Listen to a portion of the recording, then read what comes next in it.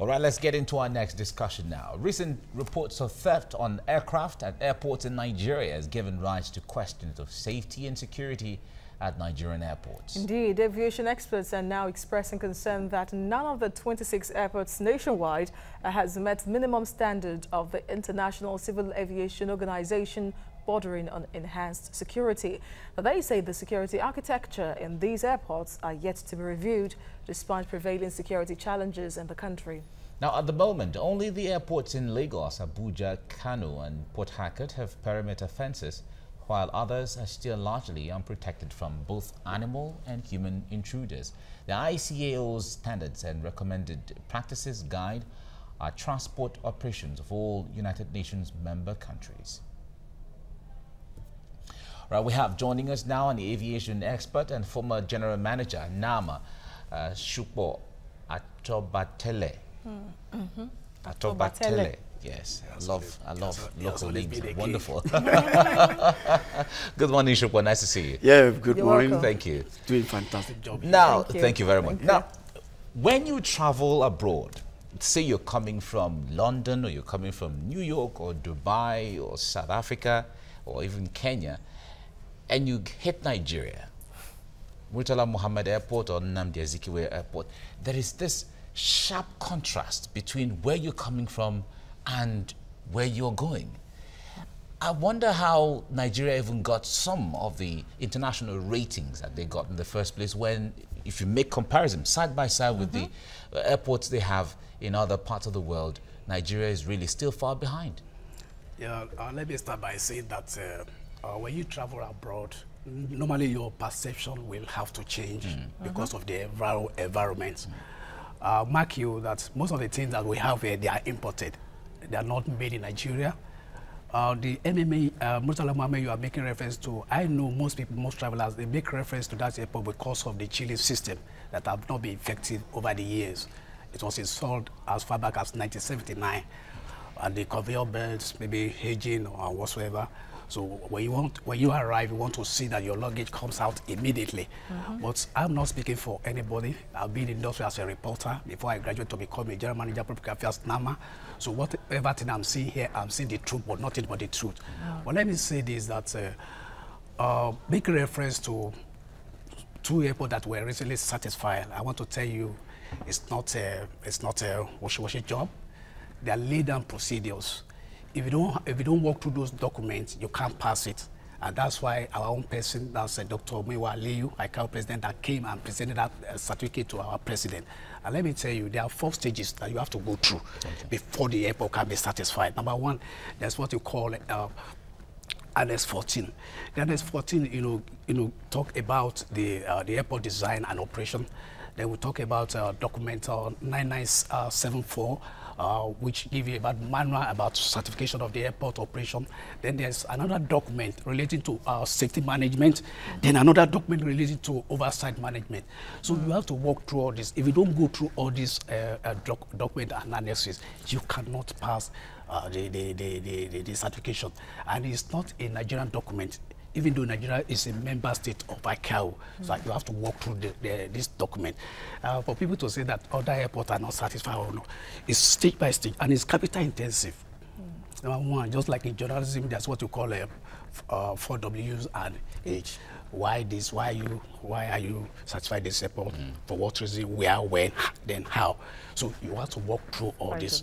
The documents are there. If you don't walk through all these documents, you can't be. The airport cannot be satisfied. Number 1, there's a document in Annex 14. That Annex 14, Article 15 of Chicago Convention.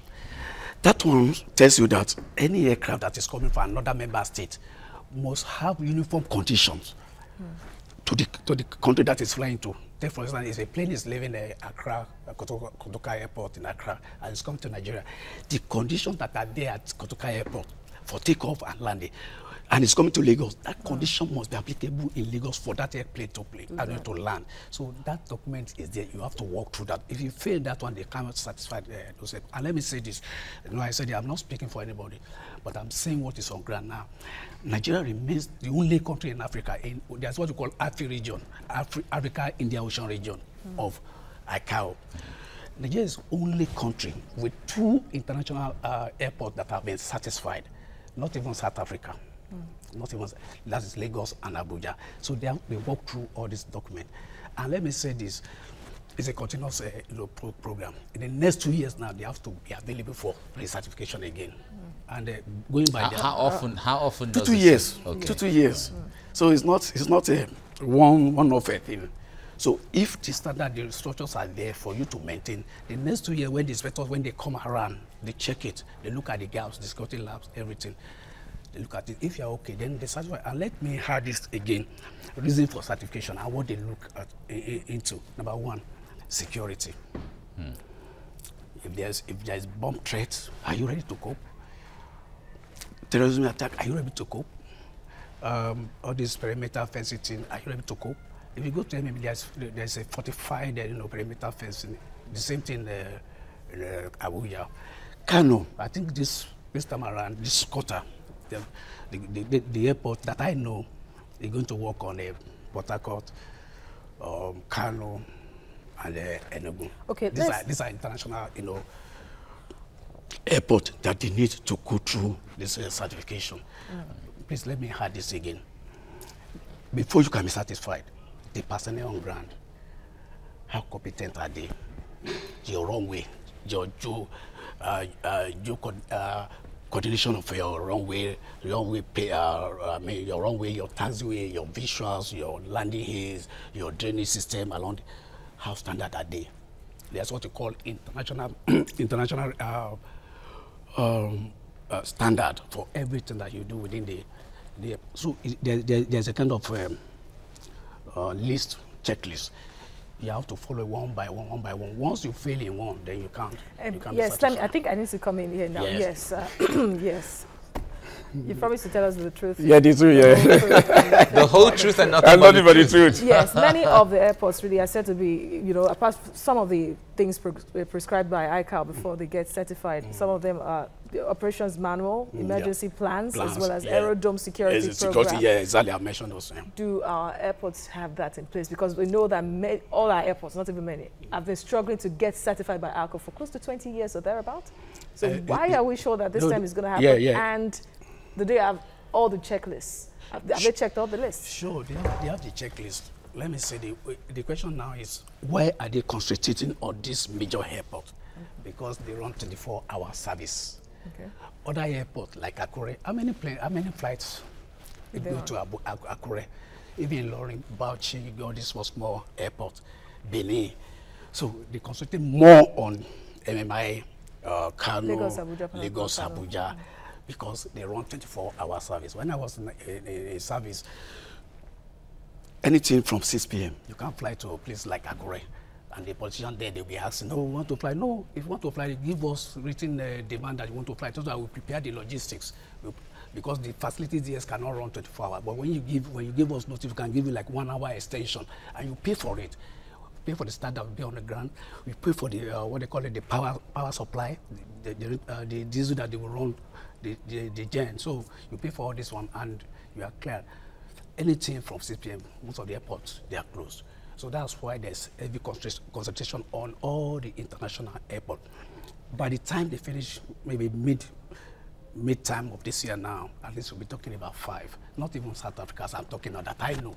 Not even, and that's why Nigeria still remain FAA Cat 1 nation. And what that one means is that any plane from this country, well satisfied, can fly into US sky. But they failed it around September last year. No, they didn't. They did. FAA certification. Yeah, we got Lagos, Abuja airports failed it, and they had to no, they didn't fail. Certification. That's why the Sapien was given. That's not by Dr. Aliu. They didn't fail. It was later on because that was the initial news we got that they didn't meet the checklist. No, they made that's a wrong. The Abuja one was delayed for one reason or the other, but eventually delayed for one reason, but they got it. All right. All right. Now, when it comes to issues of security and all of those aerodrome and the others and so on, that is one thing. Yeah. But when it comes to the convenience of people the aesthetics of people who travel and all of that, because the critical areas of the technology and the techniques of the security, the architecture, all of those are not what an average passenger would see, because they won't see. These are behind the scene, exactly, they are behind the scene activities. Yeah. But when it comes to the physical arrangement, where a tourist will go and say, okay, when I came to Lagos, this was what I saw. I went to the toilets, this was what I saw. When I landed, this was what I saw, and all of that. Nigeria is so far behind. Are there no certification for convenience in airports? It really, it is critical. I'm telling you. I'm not aware of that, but actually, we need to create certification for convenience. Well, actually, airports goes beyond terminal bathing. The terminal bathing is for the convenience of the passengers. You want to pass through there smoothly, with comfort, without any hindrance from any quarter. But I believe that, like I told you, most of the things we use there, they are not Nigerian. They are imported. By the time the tropical, effects of those things that we install can match. What about perimeter fencing? The perimeter fence is very good. Do you import the cement? No, we don't. But even then, it's a matter. Let me tell you something. Our own governor here keep on saying that with this large job he's doing, he's still running a deficit and he needs more money.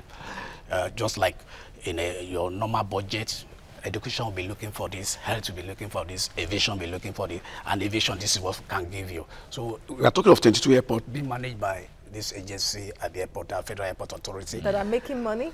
Oh, how much are they making? Let me tell you. Number one, to start with. What about power generation? When I was in Nama, we were running close to 400 generator sets across the nation, and people don't want to believe. That time we were battling with the airline, come and pay your charges. They said, no, we cannot pay. This is our father's land, we can't pay. And we begin to tell them, look, there's Okitiupa, we have VOR there. Iju there, there's no airport at Iju. We have VOR. There's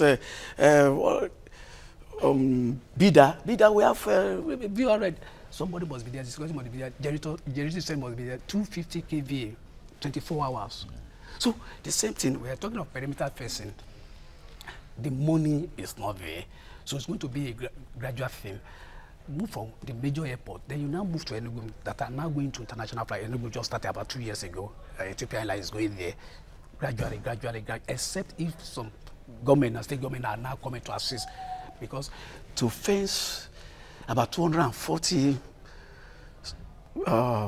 kilometers square meter of an airport, it's not a joke, my brother and my sister, it's not a joke. Those are standards. So if a country, listen. No, I'm telling you. No, if a country like Nigeria is struggling with all of these issues, and you look at Kenya, it doesn't have those issues. You look at Rwanda, it doesn't have all those issues. Very you good. Look at South Africa, you look at Ghana, very good. Egypt. Very good. How would Nigeria be complaining of very all good. of issues like this? I like these countries that you mentioned.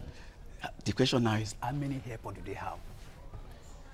I mean, like Namibia. Namibia just have one airport. The second one is a military-based airport that they are used as second one, and they have only one radar station. Nigeria, we have close to 9 radar stations, 4 major airport, then the 5 release stations. In Ubura, Calabar. Well, how many are functioning optimally? Perfectly. 100%. But yet you're making complaints about them needing more money to make all the airports function optimally. But what happens is that, they are making money. What about to buy costs? Like here, the money you are making, if you are making 100 million naira and your wage bill is 100 million naira. But the point is, you remember you promised to tell the truth. No, I'm telling you the truth. No, you promised to tell the truth. No, we don't have to deviate from the truth, because the issue there is, I'm telling you, how do you manage 22 airports? Authority, what capital? No, listen. If Federal Airports Authority, NCAA and all of that, they are regulatory agencies. NCAA is regulatory. NCAA, exactly. FAN is a service provider. Of course. Is a service provider. The monies are supposed to be generated. Yeah. And they know where the monies are going to come from. Yeah. And if you're not compelling the right, either the airlines or the providers and the stakeholders to pay their monies into your coffers, who should be held responsible? Because you talked about 24-hour service. Murtala Mohammed Airport is running almost 24 hours. Abuja is also running the same thing. Fine. Let me tell you now. Out of the 22 airports or 26 airports under FAN, only 4 are, maybe quote and unquote, will be profitable. And among the 4, only MMIA. Then what happens to the remaining 22 or 20 airports? Are you going to leave them inside bush? Number 1, grass cutting. When you are landing, you see that the field looks around, good looking. Somebody must have spent money in cutting those But grasses. how much does it cost really to cut? It's very heavy. Lagos here, rainfalls. Almost every other day, Calabar, the same thing, Port Harcourt, the same thing. So it grows daily? Not, you know that it goes daily, but every 3 months you see the grass coming up. As if, is it that the money is to make from Lagos? Let me the money you make from Lagos you used to take care of Calabar? They must survive. Okay. They must survive. And let me tell you, you are talking of airlines owing the agencies. Over the years, I can say it even from the agency that I work with. One single airline was owing us more than 5 billion naira. And during Hajj operation, government can come in and say, give way back to this airline, give way back to this. By the time you compute all this, you see that the agencies, they are losing money. Okay. So that's just the problem. Nigeria Airways. All right, thank you very much for your analysis. At this time, Shukbo Ato Batele, the former general manager of NABA. Thank you for coming. Thank you for All right. Thank you.